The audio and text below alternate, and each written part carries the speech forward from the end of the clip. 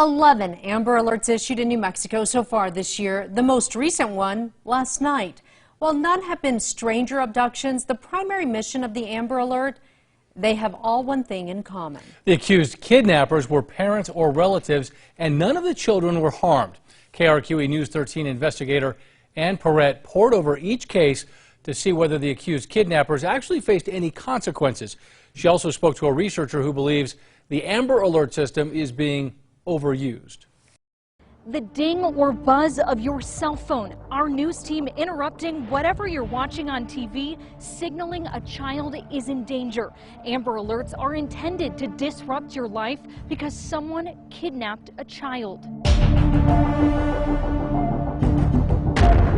It's such an urgent situation. We need our media partners' help. We need our community members' help to be on the lookout. In New Mexico, Lieutenant Mark Soriano says state police are in charge of issuing Amber Alerts. After receiving the 911 call and confirming an abduction, local police agencies reach out to state police requesting assistance of the statewide emergency alert. It's been sounded 11 times so far in 2021. That's up from just 5 in 2020. It is very concerning to see that children being abducted or a child being abducted. The number is up this year. I'm happy to report, though, that all of the children have been able to come home safely. Digging into the details behind all 11 Amber Alerts issued this year, in 9 of the cases, police say the children were kidnapped by a parent. Marissa, please step outside and meet with officers. 7 of those moms or dads didn't have custody. There's already a system in place for custody disputes. It's called law enforcement. Dr. Timothy Griffin started looking into the effectiveness of the Amber Alert system in 2004. He's currently teaching his findings and continuing his research as an associate professor at the University of Nevada, Reno. I would not at all be surprised to learn that a huge proportion of the population tunes these things out. Dr. Griffin doesn't believe alerts should have been triggered for some of New Mexico's recent cases. He says his nearly 2 decades of research shows when a parent is taking a child without legal permission, it's typically to get back at the other parent. And once they have the child under their control, then their desires are satisfied and they are no longer a threat. That was true, Dr. Griffin says, in even the most alarming case this year, when Belen and state police issued an alert for 2-year-old Italy Hernandez in September, saying her dad, who doesn't have custody, stabbed the mother's boyfriend and then took Italy from her grandma's house. The Amber Alert for a 2-year-old Belen girl has been canceled. Police located Italy 8 hours later. She was unharmed. The vast majority of the time, familial abductors are not a threat, but in fairness, there are a few cases where they are. But it's so statistically rare, it simply does not make sense to make that a public policy priority. Overuse is a concern shared by the Department of Justice.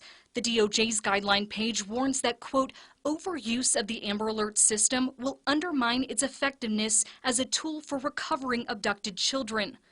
The feds also remind law enforcement that, quote, clearly stranger abductions are the most dangerous for children and thus are primary to the mission of an Amber Alert. But in New Mexico, non-custodial abductions have been written into the Amber Alert law. Lawmakers approved the change to the alert system's criteria in 2013. At the end of the day, if that child is in imminent danger, it is the goal of law enforcement and it's the goal of the state police to safely return that child. Belief the victim is in imminent danger, as in harm or death is likely or impending, is another box that must be checked before an Amber Alert can be issued. So if a child's in harm's way, they've been taken against their will, and police have asked the entire state to keep an eye out for them, their accused abductor should be held criminally responsible, right? Take a look at how this year's cases panned out. These 3 didn't face any charges connected to the Amber Alert. These 2 struck plea deals and received probation. 2 had their charges dismissed. 2 more are facing charges, and 1 alert appears to have been a mistake.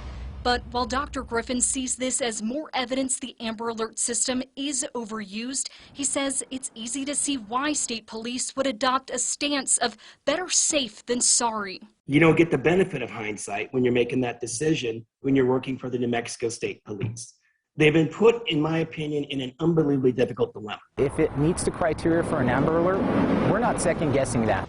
In the Hernandez case, Belen police did issue a felony warrant for Italy's dad, but it doesn't include charges for kidnapping her. I'm told the facts of the case simply didn't support a kidnapping or abduction charge. Ann Perrette, KRQE News 13. None of the accused kidnappers are actually charged with kidnapping. At worst, they get hit with custodial interference. That carries a maximum of 18 months behind bars. APD says no charges have been filed yet for the mom involved in last night's Amber Alert.